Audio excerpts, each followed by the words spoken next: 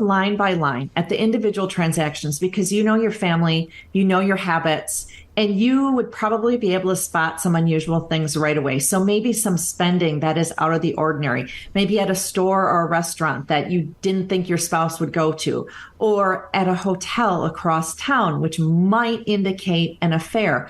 But there's also things like transfers to another account that you didn't know existed, or to another bank that you didn't know your family did any business with. There are transactions that I think that most people can identify pretty quickly as being something that, at the very least, we need to ask some questions about it. Your relationship with money matters. I'm Michelle Perkins, and this is the Money and You podcast, where I will be breaking down your relationship with money, offering tough love money tips, and a money dating plan that will focus on lifting the barriers to success to help pave the way for better money practices and increased wealth. It's time to take control to live a limit-free life. It starts today. Hello and welcome to the Money and You Show. I'm Michelle Perkins, your host, and very excited to be here with you today. We have a fantastic guest. There is, I'm stopping for 1 second. Is this okay? It sounds really echoey and weird. It's this right here. Somebody's turned this up, I think. This, because it's just... Oh, okay. All right. Sorry. All right, so act like the music just stopped. And Hello, and welcome to the Money and You Show. I'm Michelle Perkins, your host, and very excited to be with you today and talk about some really interesting things. We have an expert today on forensic accounting, and particularly how to deal with the financial ups and downs of divorce and how to take care of yourself during that particular area and time in your life, if that should be part of your situation. Our guest today has a really interesting background, actually a background very, in some ways, similar to mine. So I was kind of cracking up when I was reading her bio, because I didn't know this part. So I'm going to let you in on a little info on Tracy. Tracy Coenen has been investigating fraud for more than 25 years, but she didn't always want to be a forensic accountant. With a dream of one day being a prison warden, Tracy went to Marquette University in Milwaukee, Wisconsin, to get a criminology degree. A class on financial crime investigations reminded her how much she loved Encyclopedia Brown books as a kid. She continued her criminology degree, but added accounting and economics courses so she could sit for the CPA exam. And here Tracy is, finding money in cases of corporate fraud, high net worth divorce, and other financial shenanigans. Tracy, welcome. Well, thank you so much for having me today. Yeah, I'm so glad you're here. It's so funny. I love doing this podcast because I love meeting people like you and having these really interesting conversations. And I feel like I'm always surprised by people's backgrounds. So I was really interested in that because I had kind of the same thing. And I was doing some white collar crime investigation work as I was getting my criminal justice degree. And same conversation, I kind of, I realized that I had some interest in it, and then went back and did whatever I needed to do to sit for the CPA exam. So, yeah, kind of interesting. I'm super happy. We haven't had a person like you on the show yet, and we've done a lot of shows, and we haven't had somebody talking about the topics you're going to be talking about, and I think they're so relevant to people, and I think it's going to be a great show. So do you want to dive in and just give us a little more about your background and how you got into this, and what exactly forensic accounting is? Yeah, as you said, I wanted to become a prison warden. I had this interest in the criminal justice system, still do, but I took this class on financial crime investigations, and it really got me started down that money path. And so I took all of those accounting classes, got my CPA license, and started doing some traditional auditing and accounting before I moved into specializing in fraud investigations. So as a forensic accountant, I like to say that I find money which means I do fraud investigations. A lot of that is on the corporate side, dealing with executives who are hiding money or engaging in all sorts of money shenanigans. And it, spans to the personal side where I'm dealing with divorce cases, or I might be dealing with someone who has been indicted for money crimes by the feds or something like that. So there is quite a wide range of what I do, but it's all the same skills. It's all involving tracing money and figuring out where money went, where it is now, how much of it there is, was, could be, etc. Yeah, thank you. So interesting. For 2 years, I did the Limit Free Life show, which is all about career change and starting businesses. And we still talk about that a bit here. But I always love, as a little side element to this podcast, that most of the people who come on have had some kind of, career transitions in their life. So it's always fun, I think, for people to hear the background and just see how careers can evolve and change. In case you're feeling stuck out there, you don't need to. And so I always like the examples people set who come on the show and talk about that. So that's just very great. I want to talk. One of the things that I was so excited about with having you on is this show, as much as it's about money, we talk a lot about practical things related to money, but primarily my interest was in talking to people about their relationship with money, which a lot of people are kind of unfamiliar with what that is.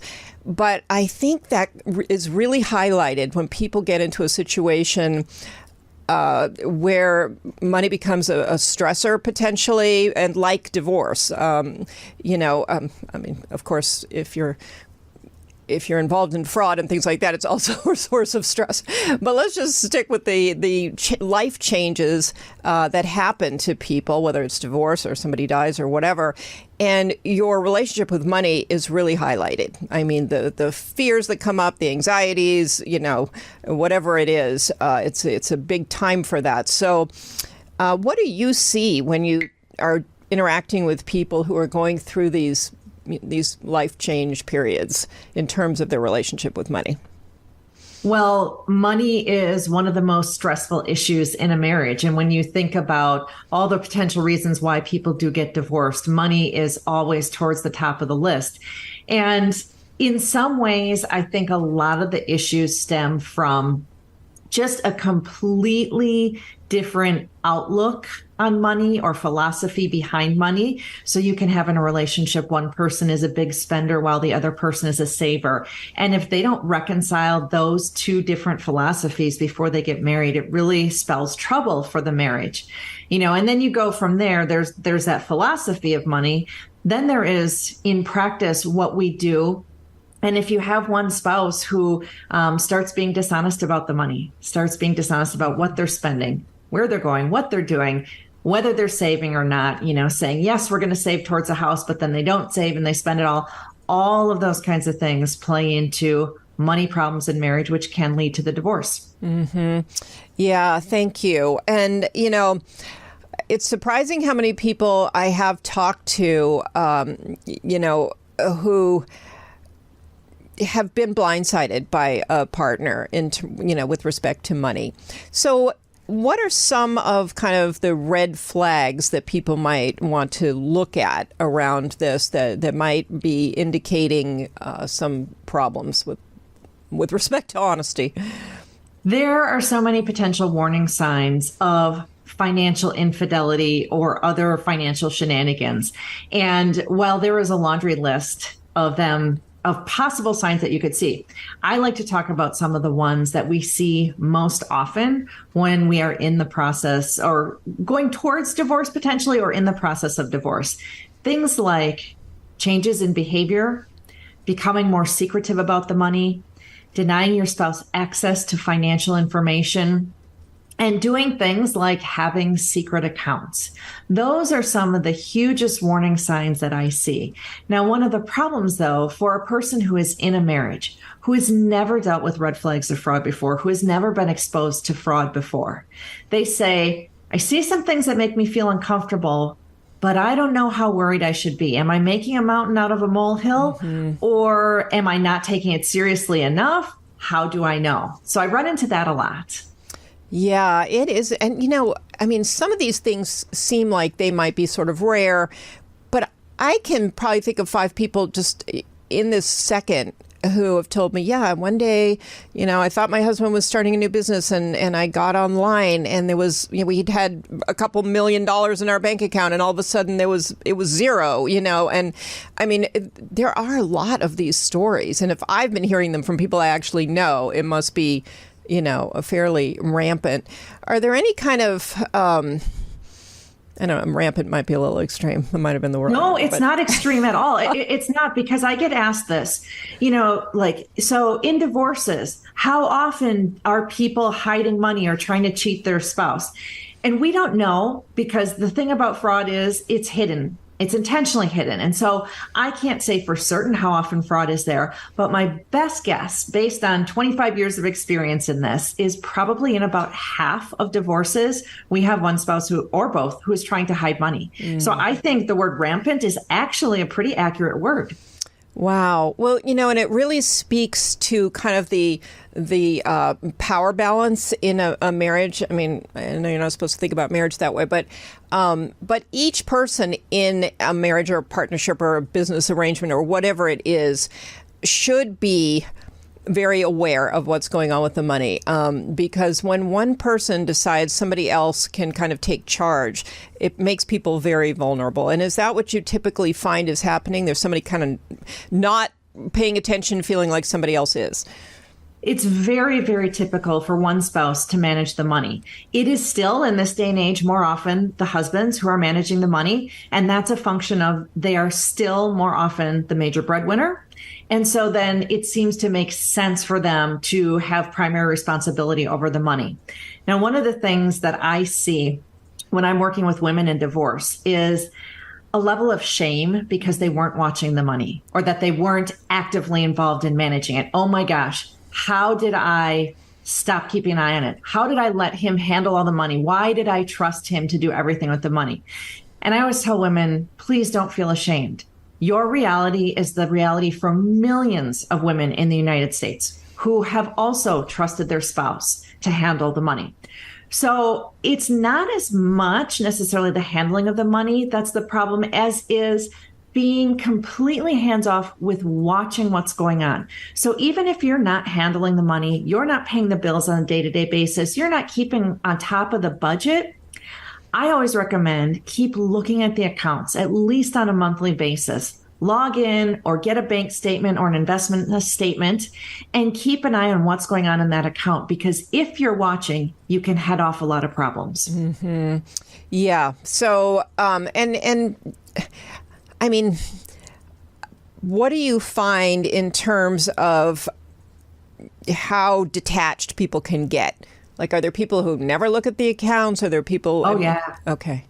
Yeah. Oh, yeah. We get people who never look at the accounts. As long as their needs are met, they're able to go to the grocery store when they need. They're able to buy themselves some extras when they want. And there's no real drama around that. Mm-hmm. It is pretty easy to then stay hands off with the money and to really not get involved at all in looking after it because there isn't a need. And I like to back it up and say, you trusted your spouse when you got married. We don't get married thinking we're getting divorced. We don't typically get married thinking I'm marrying a liar who's going to cheat me.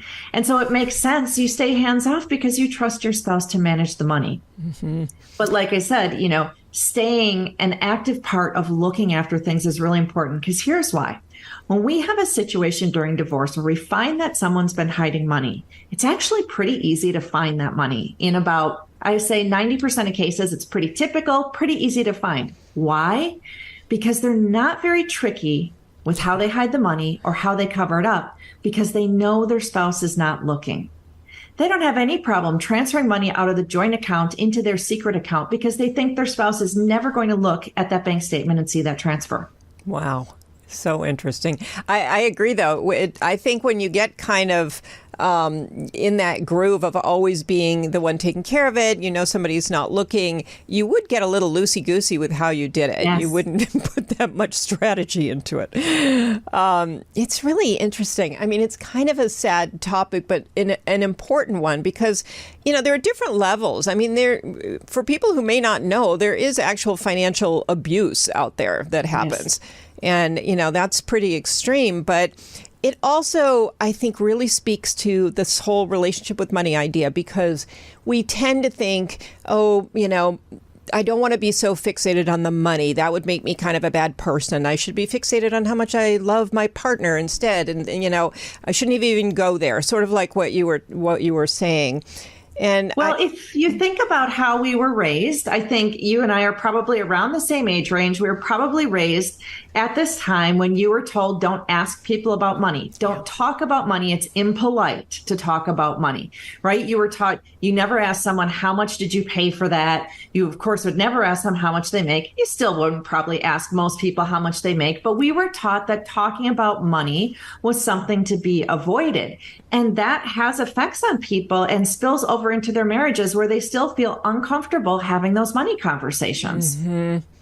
Yeah, I think this comes up most of the time with my guests. It's just this weird inability. I don't know if it's weird. I'm sure I have it too, so I won't say it's weird. But this inability to talk about money, whether it's with your friends, with your spouse, with anybody. It's like the only people you really feel comfortable talking about money with are maybe your tax accountant and your financial advisor. But even then, I feel like people still try to paint kind of a rosier picture than maybe what it is sometimes.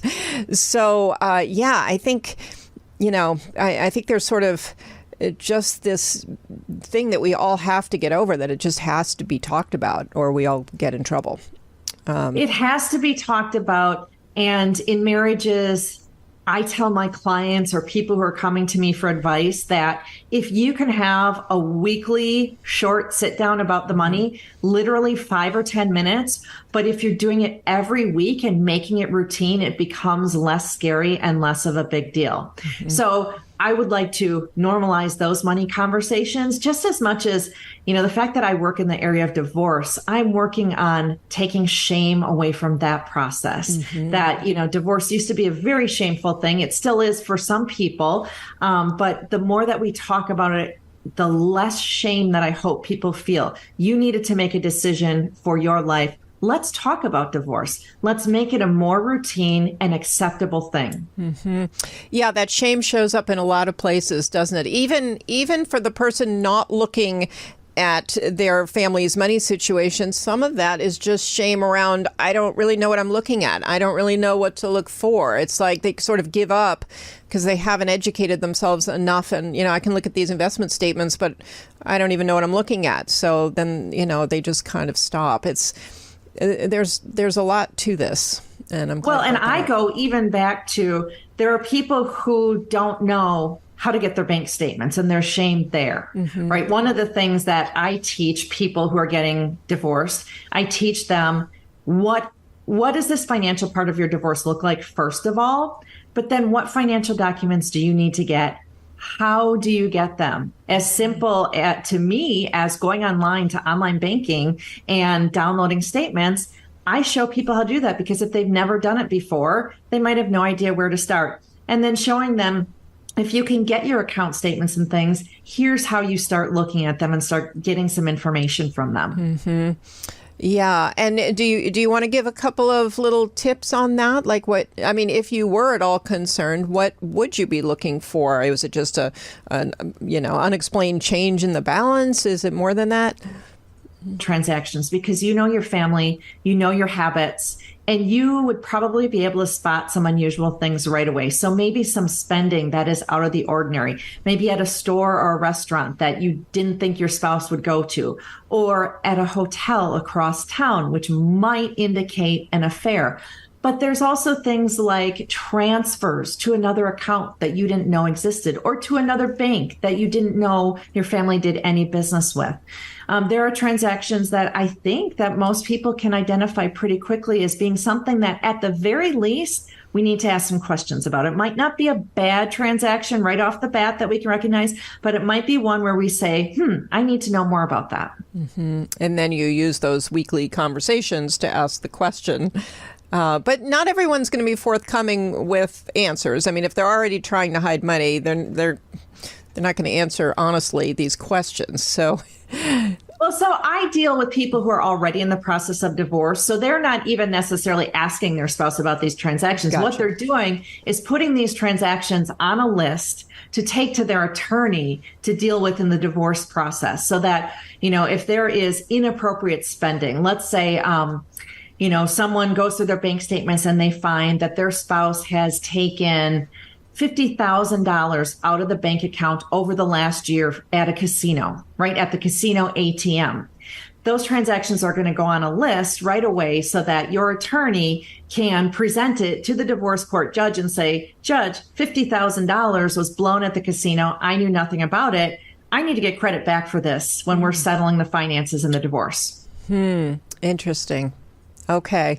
So that's a big part of what you're helping people learn how to do. Yes. Yeah. So I certainly, I talk to people who are entering marriage, in relatively good marriages, who want to improve their communication about the finances. So I certainly do some of that. But the bulk of my work, as it relates to married couples, is on the divorce side, when people have already made that decision to divorce and they are concerned about the money, or they already know that there has been something inappropriate done with the money, but they need to know the full extent of it. Right. Okay. And what are, backing up a little bit, for people who are getting married or in good marriages, what are some of the safeguards that you can put up to just protect yourself? Certainly, it is that regular looking at the account statements. So at least every month, one of the examples that I use is having your spouse get the monthly statements for their 401k account. Because it's their 401k through their job, only their name is on it. So your name is not on it. You wouldn't have rights to have access to that.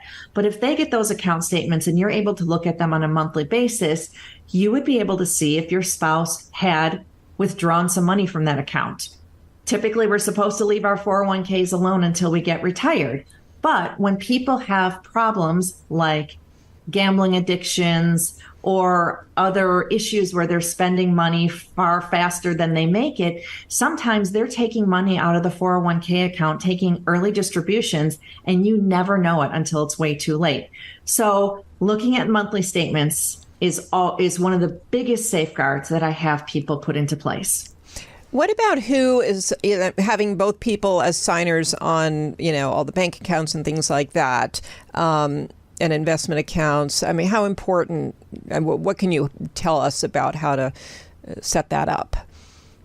I certainly think that having both people as signers on the accounts can be helpful. I often talk to people about having accounts of their own as well that's only in their name, because that money is protected. No one can close that account without your knowledge or permission. No one can take money out of that account without your knowledge or permission. And so especially for someone who might be a stay-at-home parent and doesn't have an income source of their own, having money of their own that is protected in the event that something would go wrong in the marriage, that often becomes very important. Mm-hmm. Yeah, I mean, this is kind of an unusual question, but as you're talking, I'm thinking, how often do you see it on the side of maybe the woman who might not be the breadwinner having the secret accounts versus we're sort of assuming it's men, but... I would say not that often. And when we do see it, I think that there is often an abuse situation going on. So I never recommend that people hide money from their spouses or have secret accounts. I recommend a separate account, but not a secret account. However, in those situations where there is some sort of abuse going on, it may be advisable to have that secret account. Yeah. Okay. Wow. What is if you can give us kind of a little story or a scenario about one of the more extreme situations you've seen? Oh, as far as hiding money, gosh, I have seen it all. I actually prefer to talk about the less extreme. I like to talk about the most common. Okay. Because what I most commonly see in marriages is that secret bank account where someone is shuttling off money to another account that their spouse knows nothing about. Sometimes it's because they want to use that money for secret spending, like maybe an affair or something like that. Other times that secret account exists because they are planning for a divorce. So it is quite typical to see that second account, and we might come upon that account again by a transfer from the joint checking account. And that account sometimes is also used for depositing paychecks or parts of paychecks in there. I actually, now as I'm saying this out loud, I'm thinking of a case that I just did earlier this year where my client's husband actually had an account that he ended up in his deposition referring to as the secret account. Oh, Lord. He said the secret account was necessary to stop his wife from spending money. That wasn't really the scenario. He didn't need to stop her from spending money, but he was taking pay of his and putting it into the secret account and spending it in a way that his wife would have never approved of. And we ended up with $800,000 over a period of a couple of years that he had spent inappropriately from that secret account. Wow. So that was just money that never even made it to the joint account. She had no idea that money ever even existed. He was getting bonuses from work and she never even knew it existed. Wow. Okay. That's a big find. Yeah. Okay. Well, I could just talk about these stories all day because it's actually really interesting. But let's talk for a minute about your book, Show Me the Money. Or Find Me the Money. Find Me the Money. Thank you. As I said that, I'm like, no, that's somebody else's book. Yeah. Right. No, it's a play on Show Me the Money from Jerry Maguire. That's where we got the title from. And it's all about finding money in divorce. So how does the book help people? What's inside that book that women or men, anybody should take a look at? So the book is written as a story. So it's kind of a little novel about a woman named Jackie who left her corporate job 10 years ago to stay at home and raise children. And while she was doing that, her husband started having a long-term affair. It eventually got exposed and they're getting divorced. And Jackie is concerned about what's been happening to the money in their family. And so Jackie embarks on finding out on her own where the money went. And she uses my product, the Divorce Money Guide, to walk through her finances, to work with her attorney, to learn more about her financial situation, to get her account statements, to go through them and ultimately find out that her husband had the secret bank account, the secret credit card, and she was able to figure out how much he had spent on his affair partner and things like that. And so the book is an easy read to give people an introduction to some of those schemes that are used, some of the more common ways that money is hidden, and how average people who don't have any accounting or numbers expertise can find that money if their spouse is hiding it. Okay. Wow. That's fantastic. I love that you put it into sort of a story format. That's makes it a lot more fun, actually. It's so much easier to read, and you're able to learn the concepts without feeling like you're reading a textbook. Mm-hmm. We've had some really great reviews of it for people who've said, oh my gosh, first of all, it's a small book, so it's a quick read. I didn't think I would get this much out of it. I just had a woman email me a week or two ago saying, I used the techniques in your book and I actually found money that my husband is hiding. Wow. So it's really gratifying that it's working as intended. That's so funny. Listening to this, I'm like, anybody listening is going to want to go snoop around now. Even if their husband seems great or their wife seems great or whatever, right. It's like, you just kind of, it's making everybody want to just check it out and see, just in case. Well, and I love the word snoop myself because I'm a fraud investigator. I snoop around for a living, right? But using that phrase brings up something really important because what I find when I'm working with people is they feel sometimes a little weird about digging into the family finances and kind of quietly looking for what's been going on with the money. They do feel like they're snooping. And I have to remind them, this is your money too. When you get married, your finances come together. This is your money too. And it is not snooping. It is finding out information that you're entitled to have as a spouse. Yeah, that's actually such a great point. I'm so glad you said that. Because that's the way it becomes when you have, especially when you have that situation where you're not talking about it together very much and one person is managing it and the other is sort of in the background. That's when it does start to feel like, okay, my role is to, let the other person do their thing and just support them or whatever. And So when you do want to see more, it does feel like you're kind of snooping, and you're right. You lose sight of the fact that it's everybody's money and it should be talked about and looked at. And I think that's it's just a psychological aspect of this that we don't think about. Well, I'm so passionate about changing the narrative surrounding divorce. And part of doing that is by thinking about the words that we use for divorce. Now, I primarily work with women who are getting divorced. So the Divorce Money Guide, which is my online program to help people find that money on their own, I market it primarily to women. The book, I market primarily to women. And it's just a function of who I mostly work with and who has expressed interest. But we talk about changing the narrative because I get trolls on social media who are upset that I'm talking to women, and, they express frustration with me, and they talk about how the women are taking money from the men in divorce. And I say, wait a second. When we're divorcing, nobody's taking from someone else. We as a couple own assets, and those assets are going to be divided. Mm-hmm. But it is not that one person is taking away from the other, one is being deprived while another is being enriched. It is a process of we as a married couple own things together, and we are now going to divide it. And so that language that we use is really important. Mm-hmm. Yeah, and you want to divide it fairly. So That's where you can come in and make sure that it's fair. Yeah, I love that. When did that occur to you, just to feel this? I mean, it seems like you're on a bit of a mission, and this is really important to you. How did that come about? That is a great question. So I've been doing forensic accounting for 25 years. And in that time, only about a third of my caseload has been in the divorce area. 2/3 of it has been doing corporate stuff and white collar crime stuff.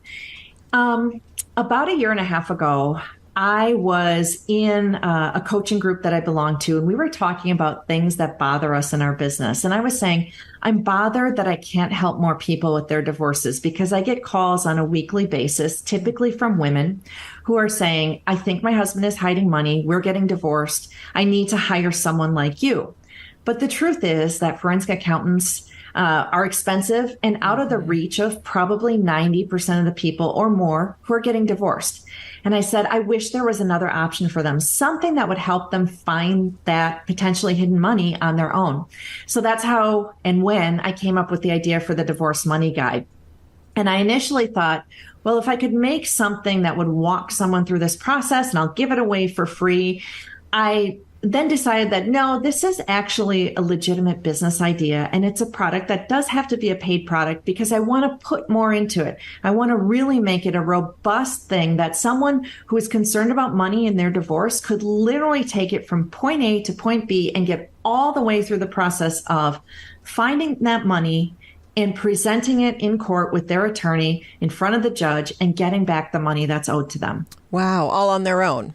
Yes. Yeah, I love that because I think you're right. I have no idea what the percentage is of people who actually hire the forensic accountant in a divorce situation, but my guess is it's low because, It is. If someone goes to their attorney and says, I think my husband's hiding money, the attorney says, great, where's your proof? Well, I don't have any. Okay, you're going to need to hire a forensic accountant. Mm-hmm. How much is that going to cost? Probably $10,000 to $15,000. And for most people, divorce is already really costly. I just don't think most people going through divorce can afford another $10,000 or $15,000. They just can't. Yeah, you don't feel like you can, and because you have no idea what's on the other side of it. When you talked about the $800,000, the $10,000 that you would spend on the forensic accountant wouldn't, there's a big return on that. But how do you know? You have no idea when you go into it. It just feels like And that client was in a position where she could afford to hire me to find that because she had a complicated situation. But I always go back to most of these situations are not that complicated. It's going to be something as simple as a secret credit card that you don't know existed. But I can show you a handful of different ways to uncover whether that secret credit card exists. And none of it requires forensic accounting skills. Yeah, so somebody who really is not very savvy with money at all could do your program. Absolutely. And by the end, I would imagine they are going to be much more savvy. So going forward in their life, it's almost a financial literacy, kind of program, I'm guessing, as well. So the next chapter in their life, they're going to be better off for it, whether they find money or not, it sounds like. Absolutely. You might ask yourself, well, what if I go all the way through the program and I don't find any hidden money? I would say, actually, that's pretty great that your spouse hasn't been hiding money from you. But by the time you're done, you're going to know so much more about your money. When you think about getting divorced and living your life going forward as a single person, you need to know, how much does my housing cost? How much does the car cost us every month? How much are we spending on groceries and dining out? And so even having that base of knowledge for your budgeting going forward is going to be so helpful to you. Mm-hmm. Yeah, I so agree, especially if the situation is that you're sort of in the dark anyway, then you haven't been paying attention to money. You haven't been teaching yourself anything. So either way, it seems like a win. Do you ever find people who are very knowledgeable about their money and yet there's still some kind of fraud going on that they haven't detected? I'm trying to think of a situation in which that occurred that I worked on, and I can't come up with one.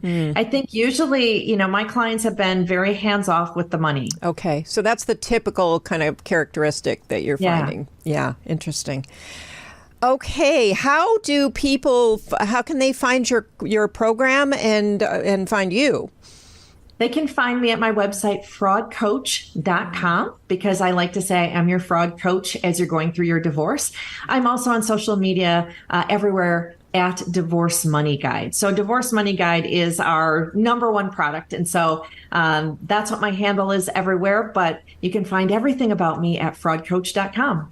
That's fantastic. Thank you. And is the program digital, or do they get to connect with you during the program? How does that work? Great question as well. So the Divorce Money Guide is a standalone product that takes them through videos, worksheets, checklist, and ebook, totally self-paced. But we do show you how to get through it in less than a month if time is of the essence for you and you just kind of want to get through this whole thing. But if you are needing some one-on-one help, we have a couple of options. We have a group coaching option. So every week there's new content. There's Ask Tracy Anything in our group, things like that. And then we have a one-on-one option. So if you have a little bit more complicated situation, really need some one-on-one work to help you strategize and get some more help, we offer that as well. That's fantastic. Well, it's really interesting work, and it's also a great service to people that you're providing this, because I do think that's a tough spot for somebody to be in, where they just don't know, and it's a big mystery what's going on out there. Well, service is where this all began, right? I wanted an option for people who didn't have any other way to figure out what's been going on with the money. And our goal is to help 1,000 women a year have better financial outcomes in their divorces. And that's what we always keep top of mind. One more question for you. Would this be appropriate if you have, for example, a business partner and you're sort of suspicious in that situation? I would say no, because that's going to be a little bit more complicated. Although somewhere down the road, I do foresee a money guide coming out that relates to business issues. And so we have ideas for future money guides, because the techniques that we use in divorce are so applicable to so many other situations. When you're talking about potential money shenanigans with estates, or when you're talking about the business interests, like you mentioned, there's a number of different ways we can apply these same techniques. And so we're hoping in the future to come out with more money guides. Yeah. Okay. That's fantastic. Well, I hope people will follow you and get your book, which I'm assuming is available on your website and also probably Amazon. Is that correct? It's available on Amazon. Yes. Find Me the Money. That's fantastic. Okay.